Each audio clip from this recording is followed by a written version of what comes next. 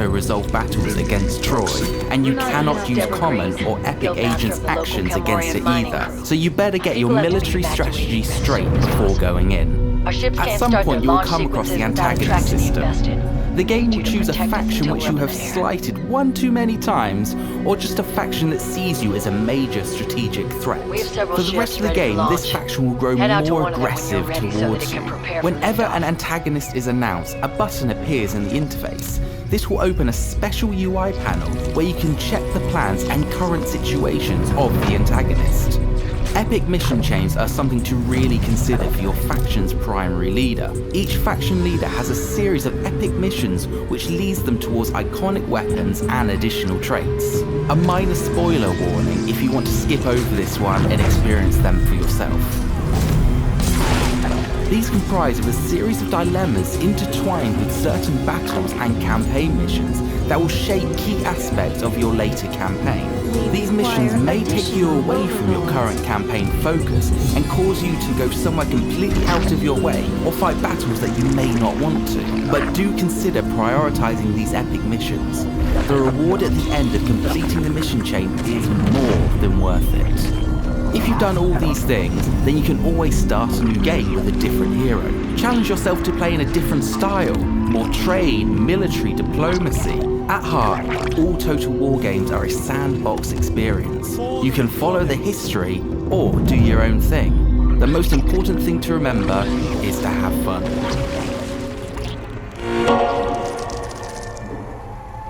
More overlords required.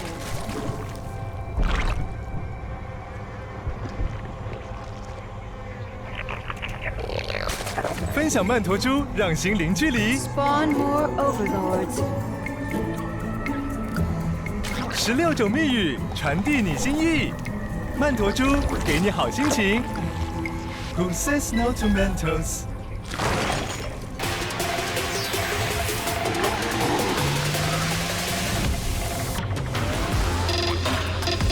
We are facing Terran forces.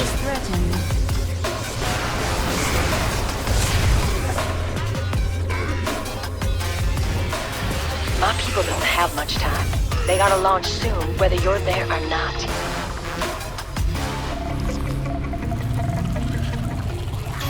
Our forces have met the enemy in combat.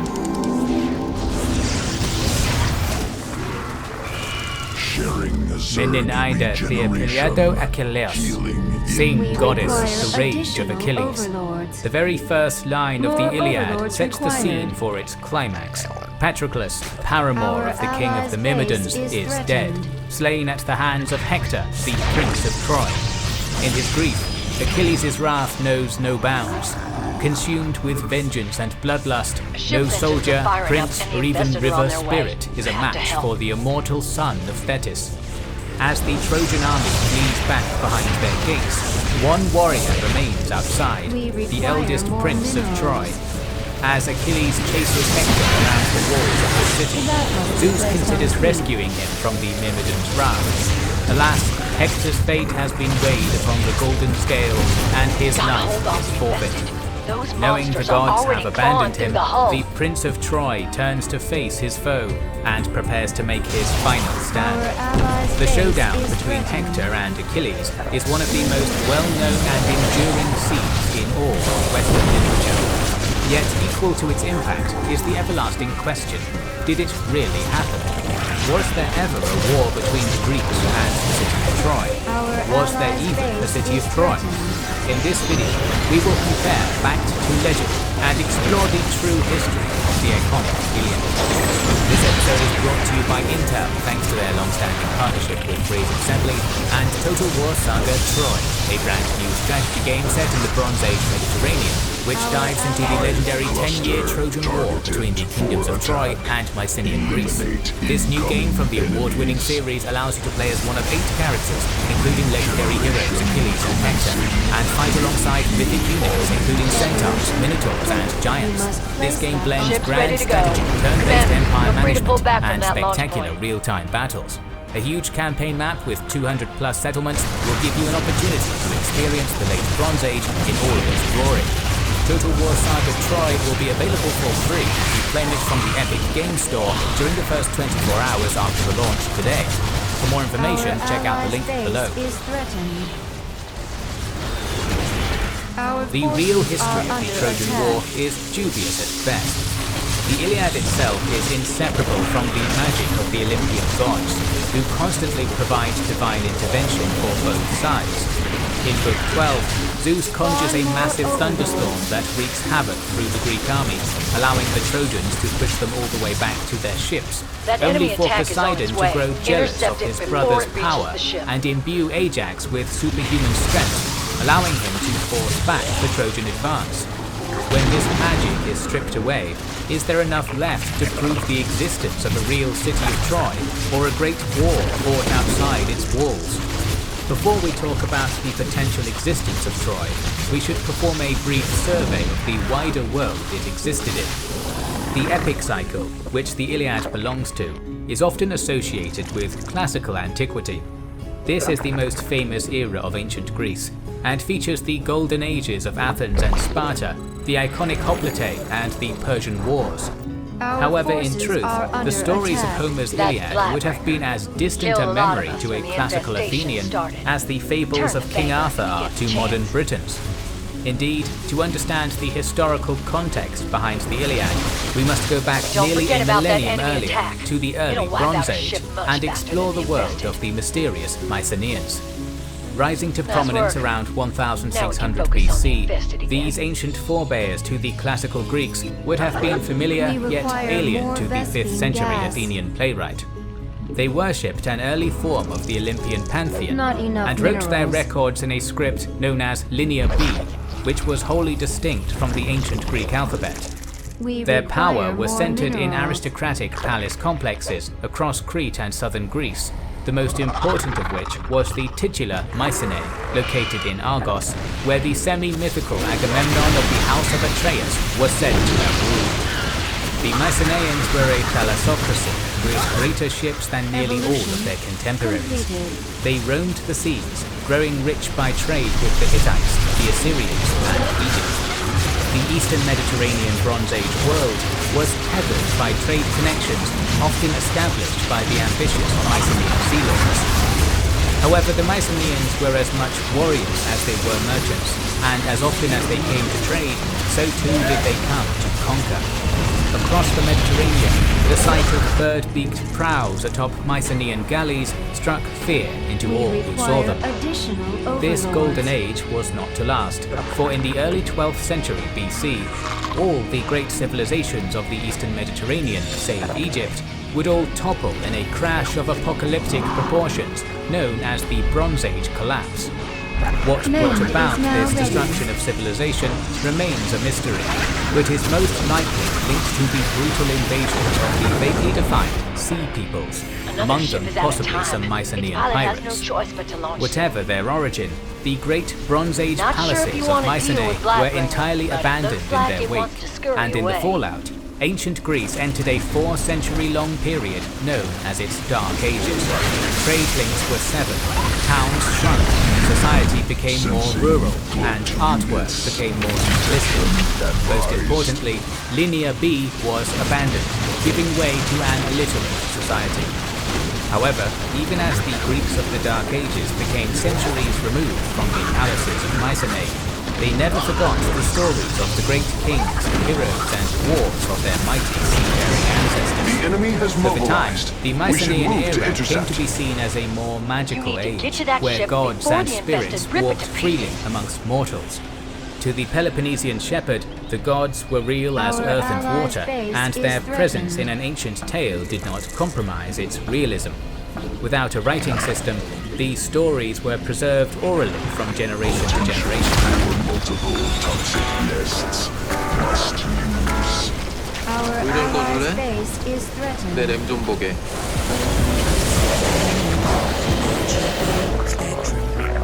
오늘 내 기분 컬러로 Our 가는 allies' base is threatened. 이 SSL이 내 마음이 다 담아질까? 하루만 이 본체에 내입이 되고 싶어. allies' base is threatened. Our forces have met 알고 the 싶어. enemy in 너의 combat. RGB가. Our allies' base is threatened. 만들어봐. 이 본체의 빛.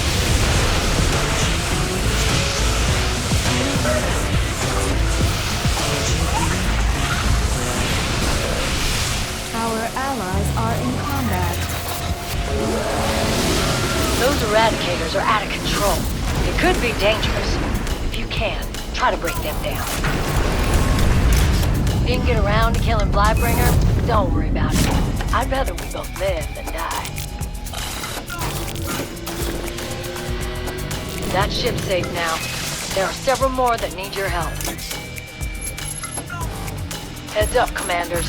We got company coming. Sharing surge regeneration. Healing in progress.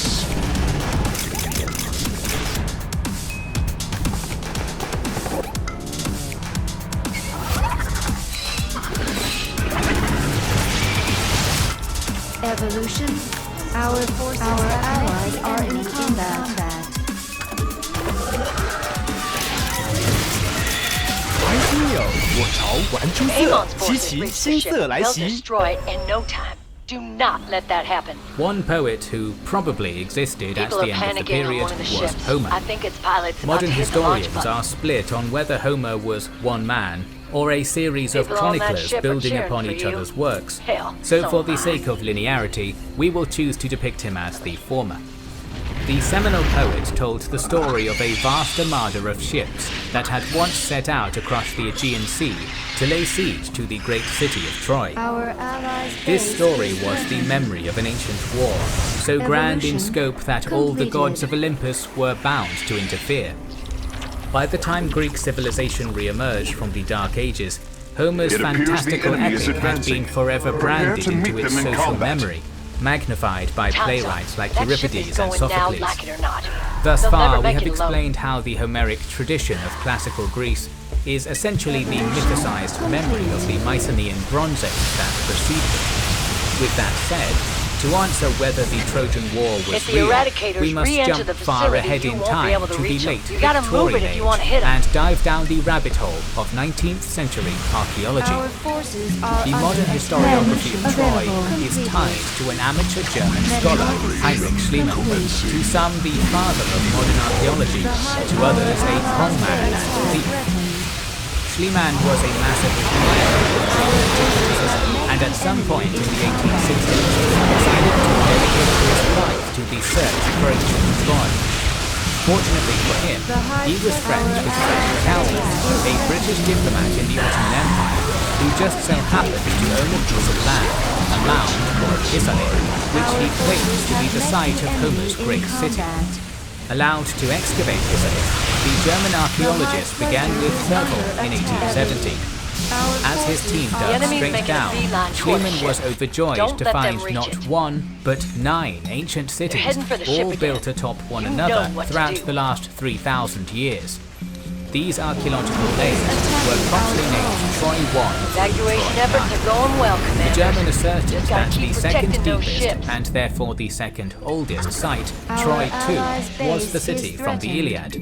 He even liberated a collection of bronze and gold artifacts from that layer and draped them over his problematically young wife, dubbing them Priam's treasure. In truth, Troy 2 most likely dated back to 2300 BC or earlier, 1,000 years before the Trojan War could have taken place. To confound matters, in his haste to get to the bottom ruins, Schliemann had carelessly You thrown just out saved a the lot of artifacts lives, found in Commanders. Troy We owe you 639, big. the sites more likely to actually be We just Homer's might Troy. get out of here alive Schliemann after all. died in 1890, leaving behind an ethically questionable legacy and never having is now discovered ready. the true city featured in the Iliad. Completed. Nevertheless, if there The ever was a Eradicators have Troy, gone back then the site inside of the Hisarlik facility. was the most Really hope they likely don't blow location up the for it. planet or anything. To explain why, we must jump back to the Bronze Age. By the early 1200s BC, the warlike Mycenaeans had conquered the Aegean Islands, the ancient civilization of Crete, and much of the southwestern Anatolian coastline. This expansion put them on the doorstep of another bellicose empire, the Hittites. Feuding between the Hittites and Mycenaeans was nothing new at that point, and with the two civilizations' spheres of influence inching closer and closer to one another, total war was a possibility. In this climate, northwestern Anatolia was beginning to look more and more like a juicing patch, a crucial borderland between two warlike, expansionist peoples. Troy itself was strategically crucial for both empires. Therefore, if there ever was a Trojan War, then it likely took place around the 1200s BCE at the apex of Mycenaean territorial expansion, and was surely an attempt by the Mycenaeans to secure a foothold against their Hittite rivals. Such a geopolitically crucial conflict could well have served as the basis from which the legend of the Iliad was born. Based on the discovery of an inscribed seal at the Hisarlik site by modern archaeologists, the modern consensus is that the Trojans themselves were Luwian, an Anatolian people closely related to the Hittites. While the Trojans of the Iliad appear to anachronistically follow the religious rites of the Greeks' Olympian gods, other clues to their Luwian Anatolian culture can be found in Homer's epic. The name of King Priam, for example, is likely derived from the Luwian title, Pariamua, meaning exceptionally courageous, while his son Paris's name likely originates from Parisitis, another attested title among the Luwians of unknown meaning. In the Iliad, Priam practices polygamy, a custom commonly associated with Bronze Age Anatolian kings, while Paris is a renowned marksman, drawing parallels to Anatolian warriors, who unlike the Greeks were excellent archers. Furthermore, the young prince's characterization as a vain and effeminate pretty boy may be the legacy of the Mycenaean outlook on the culture of the Anatolians, which they reductively saw as more hedonistic than their own. Perhaps the most compelling parallels we can draw belong to Helen, the face that launched 1,000 ships. Noble women of Hittite-related cultures tended to have more freedom and political influence than their Greek contemporaries. Homeric tradition relates that Helen was whisked away from her home in Sparta by the goddess of love Aphrodite and delivered to Paris to be his bride. In truth, if there ever was a real Helen, she may well have been a Mycenaean queen of Spartan origin. However, her elopement with a Trojan prince was certainly not born of godly intervention, but likely the result of an ambitious woman seeking to escape the confines of Greek social norms by fleeing to a land where freedom and power were more possible. Overall, these surviving glimpses of Luwian Hittite culture among the Trojan nobles of the Iliad all point to the fact that Homer was indeed telling a mythicized version of a war that happened between Proto-Greeks and Anatolians, albeit from the distorted perspective of a Greek living 400 years after the conflict. Other kernels of reliable historiography in Homer's writings add further evidence that this great war took place in real life. In Book 2 of the Iliad, the seminal poet lists off the contingent of allies in the united Greek army, a list that has a remarkable amount of similarities to the locations of late Mycenaean archaeological sites.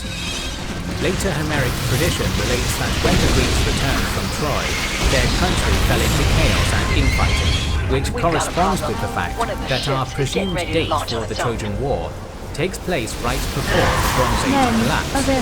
Perhaps the conquest of Troy was a last-ditch effort by the kings of Mycenae to preserve their power and prestige before their civilization crumbled into dust. It is not only Greek sources that shared evidence of a great clash at Troy. Surviving Hittite texts are full of many mentions of the Ahiyawa people, particularly their role in aiding the Asua Rebellion, a confederation of Hittite client cities on the west coast of Anatolia, including a certain Wilisia that rose up in revolt against their imperial overlords around 1500 BC. Wilisia was almost certainly Troy. and its name could be from where the Greek name for the city, Ilios, was derived. Meanwhile, the Ahiyawa were of course the Mycenaeans, always eager to help anyone willing to prevail against their Hittite rivals. The word Ahiyawa itself is probably a corruption of the word Achaeans. As compelling as it might be to link the Asua rebellion to the Trojan War, it is an unlikely match for a few reasons. Firstly, Hittite records claim that the Greeks and Trojans were allied in this conflict. Secondly, the insurrection was eventually crushed by the Hittite king Helio II. Finally, this conflict took place 200 years before the Trojan War most likely happened. However, the existence of these battles in the Hittite records shows that the struggle between them and the Mycenaeans for the city of Troy was well underway by the mid-Bronze Age, making it very possible that the Proto-Greeks would try to establish control over the city again in later centuries. We've now accumulated of historical literary evidence that the Trojan War could well have happened. But does the archaeological evidence line up with the clues left behind by ancient chroniclers? Despite Schliemann's initial bungling, the excavation site was thankfully taken over in 1890 by a more competent Wilhelm Dürpfeld. Unlike Schliemann, who dug down as far as he could, Dürpfeld focused his efforts on the excavation of the comparatively newer layer of Troy 6. Through painstaking labor, he managed to unveil the remains of an elevated citadel that had once boasted high walls and towers of stone, and large houses within it for the rich and powerful. Dated to have been inhabited from 1700 to 1250 BC, Troy 6 fit well into the timeline of Homer's war. However, evidence of its eventual destruction